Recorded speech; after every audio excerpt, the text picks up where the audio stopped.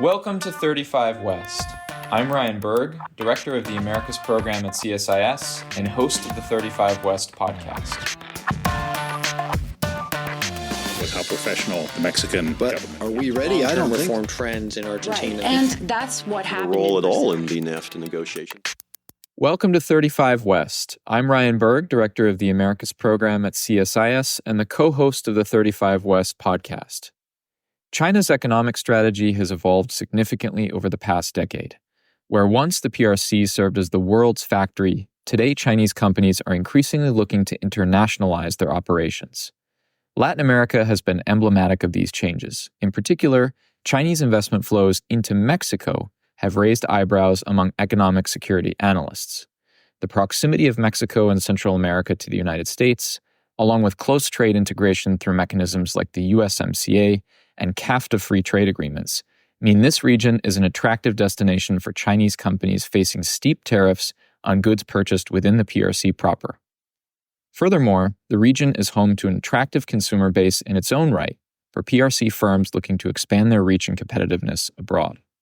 While fair and open competition has benefits, there are also important risks to bear in mind when analyzing China's industrial pivot to the Americas. To help us parse these changes in supply chains and foreign direct investment, we are honored to be joined today by Christine Murray, Mexico and Central America correspondent for the Financial Times. In this episode, we will dig into the current state of play and future directions for Chinese firms in Mexico and Central America, with a focus in particular on the burgeoning competition over electric vehicle supply chains.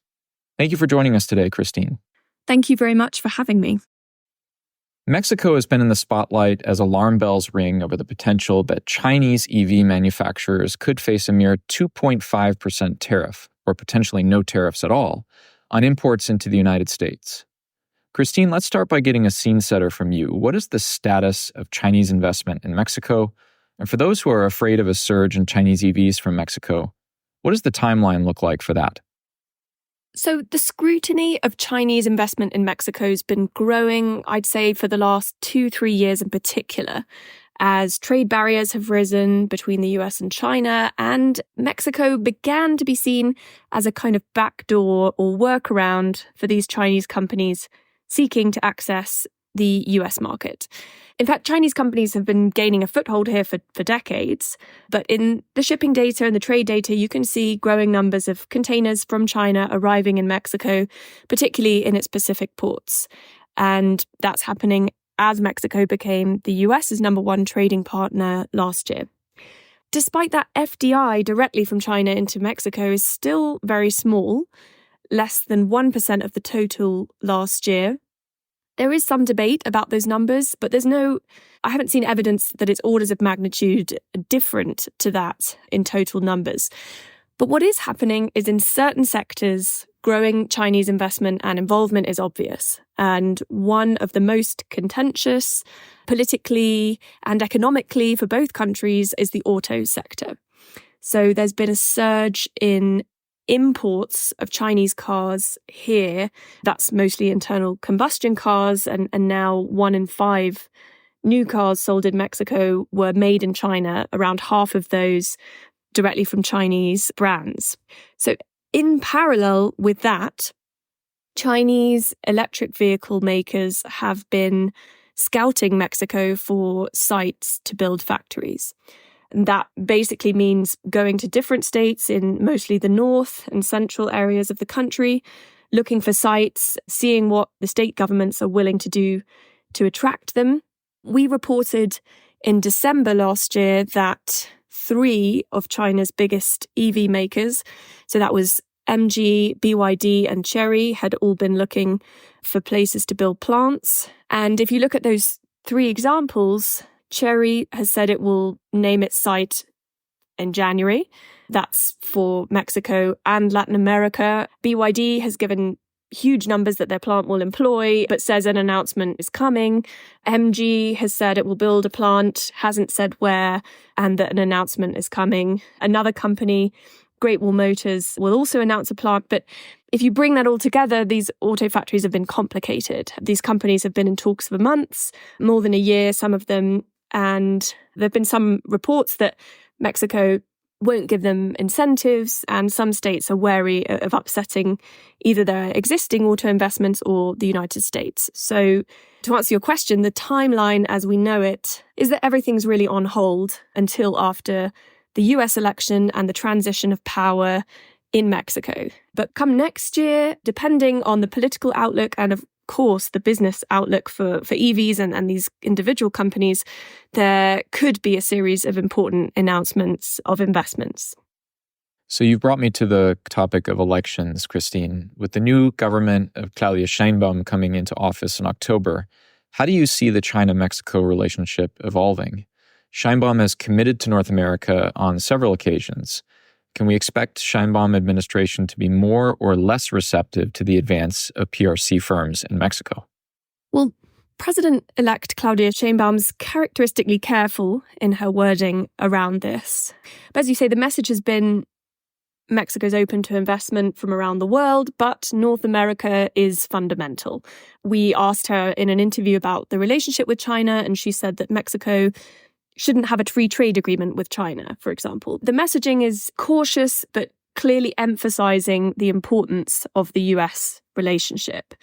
I think there are officials in Mexico who are very clear that this is a big risk for Mexico going forward, that even the perception of closeness to China could cost them in the US relationship, some believing it's best to stick to a very hawkish, cautious line. I mean, we saw when Treasury Secretary Janet Yellen came to Mexico in December last year that the finance minister, Rogelio Ramírez de la O, who is staying in his role with the new administration, said that the US relationship was basically totally dominant and asked about potential damage to relations with China from signing a security investment kind of national security MOU with the US, asked, if this could damage relations with China. He said that other countries beyond the US weren't a big priority. It was very clear, the messaging, that the US relationship came first.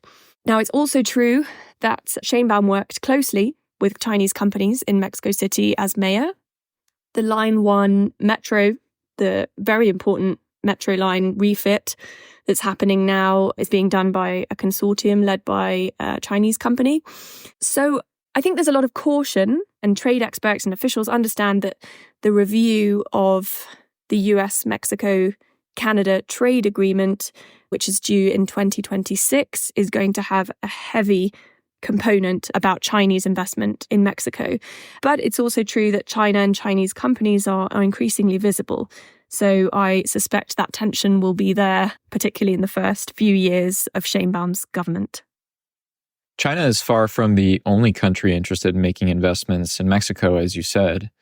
Previous efforts, however, to bolster supply chains there have faced hurdles from regulatory red tape to persistent insecurity. Do you see those same obstacles confronting Chinese firms looking to make investments? Absolutely. There's no reason to believe it's significantly different for Chinese companies as for companies from elsewhere. And of course, the big long-time investors, countries like the US and some European countries, have chambers of commerce. They have experienced teams in their embassies who've been through some of these issues before. So, quote unquote, newer entrants, if that's the right phrase, perhaps lack that experience and support systems. And no one is immune to the difficulties of setting up and operating in Mexico. As you mentioned, the red tape and regulatory approvals, and also increasingly with insecurity. So there's a common view that for many companies here, the security challenges are a sort of cost of doing business that's factored in, particularly for the larger companies. I think that's debatable. Many are having major challenges now. But it's also true that, and for a long time I've heard this, that the insecurity problems in Mexico are a major turnoff for new companies looking to get into Mexico who don't know the landscape and find that it can be quite overwhelming trying to figure out the system. And some companies don't want to take that risk on for their employees, for the operation. So it's definitely not easy for new companies to figure out. And I don't see why that would be different for Chinese companies as to companies from any other country around the world. Christine, let's talk about how Mexicans are seeing all of this. China's economic policy toward Mexico has not always been well received. This spring, for instance, Mexico levied tariffs on Chinese steel in response to what it called dumping in the Mexican market. Do you see cases like this becoming more frequent going forward, essentially Mexico protecting its domestic market, especially after the Chinese Communist Party's recent third plenum, which basically doubled down on the PRC's industrial strategy and its export-led growth for the next 5 years? Yeah, so there's a few moving pieces here that I think are important.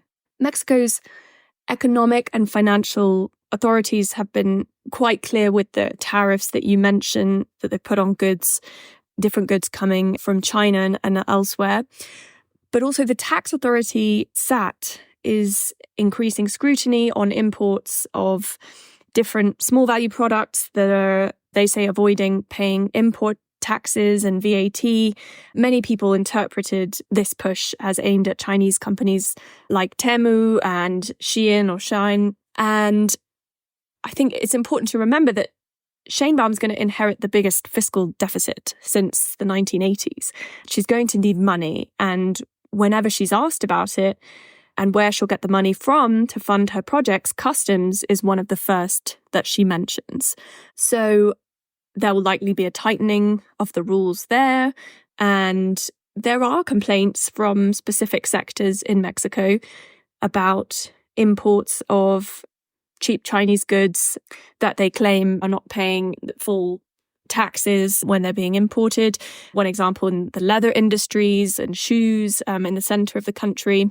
So in terms of what we'll see going forward, I think it'll obviously depend what else is going on in domestic politics and the level of pressure and awareness that business groups and industries are able to raise about the impact this is having on them, on local economies, on jobs. Steel is obviously a very politically important industry in the United States and has been at the center, or has been central in this triangulation debate about China's role in Mexico. So far, Mexico's imposed tariffs, but it's just another example of how Mexico is sort of caught in the middle and will have to be very smart to maneuver between political risk in its relationship with the United States and the economic impact on consumers and industries at home of increased Chinese imports and operations here. Further south, China has engaged to varying degrees with the countries of Central America. In some, like Panama, which was the first country in Latin America to join the Belt and Road Initiative in 2017, the PRC has grown rapidly, while elsewhere China's advances have been more limited. What does the Central America region, or particular countries within the region, offer Chinese businesses? And for EV supply chains in particular, how important is this region? So we haven't seen major investments in EV supply chains yet. There is excitement and talk about nearshoring more broadly in Central America, but there have been so many political hurdles to raising investment levels so far. As you mentioned, two of the most prominent that have had some Chinese investment, Panama, obviously, also Costa Rica, which was one of the first to break with Taiwan. And there have been some investments through the years, but in terms of the overall picture, FDI is still quite small. And I'd say that thinking about EV supply chains more broadly, probably the most relevant major event was the shuttering of the first quantum mine in Panama. So the Canadian company and the Panamanian government are still in dispute over that, and it doesn't look like a resolution is forthcoming, but it is one of the largest copper mines in the world, and EVs require several times more copper than internal combustion engines. So there's also a Chinese copper company that is an investor in First Quantum. They recently struck a deal to limit their power as a decision maker, but what happens with those resources will be geopolitically and economically important, and we'll definitely be keeping a close eye on that. Guatemala still recognizes Taiwan rather than the PRC under the One China policy. How has this affected Chinese companies as they pursue closer ties with Central America? So President Bernardo Arévalo doesn't look poised to change that policy, but he has signaled that he wants closer ties with China. There's already been a spat over this. Guatemalan traders were told that Beijing wasn't going to allow the import of macadamia nuts and coffee, smaller value items, but significant in political signaling terms. There's no sign that there's an imminent change in investment levels or sentiment. Obviously, Guatemala is the largest economy in Central America and relatively stable, macroeconomically speaking, so it's attractive from that perspective.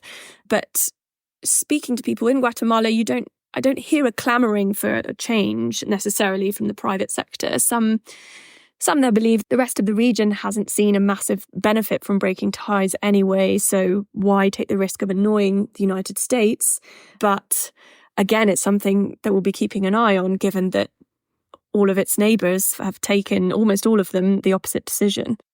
Certainly, especially since Guatemala is alone in this decision, along with Belize, especially after the 2023 reversal in Honduras. Let's go further south to Panama, Christine. As we've discussed, Panama is a particularly key country due to its role as a logistics hub in the region. How have China-Panama relations evolved, and what role do you see this country playing in China's broader economic strategy in the region?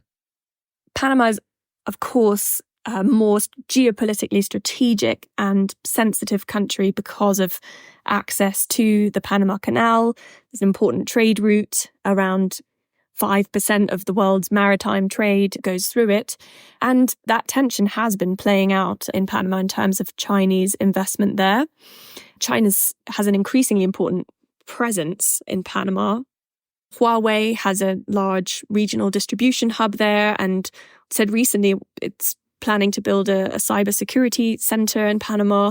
A Chinese firm is building the fourth bridge over the canal. It's been stop-start, but it seems to be getting underway again. Chinese companies also run 2 major shipping hubs at either end of the canal. But the interesting thing is Panama has done this and increased Chinese investment while remaining a relatively strong US ally at the same time. President José Raúl Mulino doesn't appear to be an exception in that sense so far. And certainly while there was talk of competing, looking forward in terms of the canal solving the major water issue that led to severe cutbacks in crossings in the last year, there'll certainly be interest from companies all over the world in trying to help them solve that. And I think that Panama will probably be one of the most important areas where this tension between Washington and Beijing is going to play out in the coming years. The reality is that China and Chinese companies are here to stay in the Western Hemisphere. It's something that we at CSIS have argued before. However, there is a role to play for the United States in seeking to insulate supply chains from potential negative effects, mainly stemming from China's economic coercion, as well as articulate a competitive counteroffer from the United States to the region. Christine, in your opinion, and from all your reporting on the ground in the region, how can the United States better calibrate its messaging to Mexico and Central American countries around the risks of China's economic influence? What elements could go into a U.S. counteroffer to the region? What you hear time and time again across the region is that the U.S.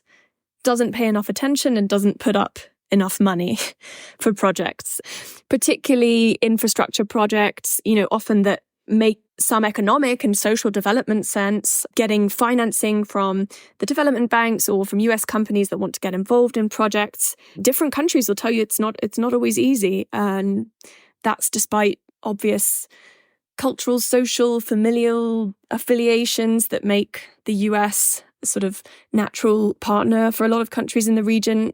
Lots of Mexican Central Americans have family in the United States. If they have the money, they go to visit. The US has a lot of advantages over other countries. But if you talk to officials across the region, what they want is ambitious financing for projects and a little bit to feel like they matter and that they're having attention paid to them. So I think if the US wants to make an attractive offer to countries in the region, there are plenty of officials that will say that. Claudia Sheinbaum's inauguration in the fall, followed by the U.S. presidential election in November, promises to herald a new moment for U.S.-Mexico relations. What should any new administration prioritize to improve cooperation with Mexico around economic security issues and competition with China? I think clearly if North American integration is going to continue and deepen as the countries involved say it should and they want to happen, then they have to agree on what they find acceptable or not in terms of Chinese investment in the region. And it's obviously a question that the US itself is grappling with at the moment. And I don't think either the US or Mexico has figured out the answer to that question. And until they do that, it's going to be difficult to cooperate on these issues. And doing it on a more ad hoc basis has its own risks, and it seems the two countries need to sit down individually and together to figure out what is it that they're going to allow and what are they not going to allow. So setting certain red lines around particular types of investments, especially sensitive ones. Christine, this has been a terrific conversation. Is there something that we did not cover? Anything else that you would like to highlight or add for our audience? No, thank you very much for the conversation. I just say this is a topic surrounded by noise and political narratives that aren't always helpful when trying to figure out what's really going on, and we'll be here trying to cut through that. Christine Murray, a correspondent for the Financial Times in Mexico City. Thank you very much for joining us on 35 West. We appreciate you taking the time to speak with us. Thanks very much, Ryan. For you, thank you for joining. Stay tuned for the next episode of 35 West.